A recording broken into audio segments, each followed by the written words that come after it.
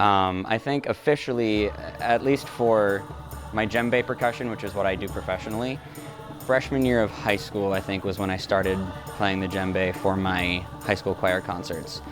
Once my choir director at the time learned what I could do, and when I learned what I could do, we started throwing me on every song that we could, and it just became a passion, and I just kind of fell into it. Growing up as a kid with ADHD, I kind of was always drumming on something or another, but the ADHD helps. Always tapping on things, drumming on things, making an instrument out of pretty much anything around me. So I wouldn't say it caused it, but I would say it definitely had a big impact. So after high school, I initially started college down at Hennepin Tech in Eden Prairie, but I had to leave for medical reasons. And my sister was teaching middle school choir at Big Lake at the time.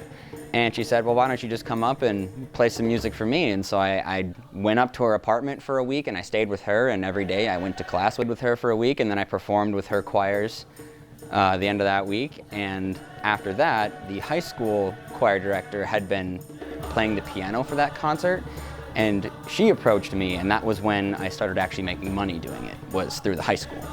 The first thing I actually did was I actually did drum set or drum kit for a musical at Watertown Mayer High School. It was White Christmas, that's what it was. And I did the pit percussion for it, which was really fun. As for my professional career, for the most part I stayed at Big Lake. I also went back home to Jordan, and I did a few paid concerts there as well. I think I even traveled with them at one point for various competitions. High school choir competition, I forget what it's called off the top of my head, but basically you have 5 or 6 different choirs from the areas come in and perform a song, and there's judges that have certain criteria, and they wanted percussion with that, and they didn't have anybody at the time who could do it as well as I did, so they decided to bring me in.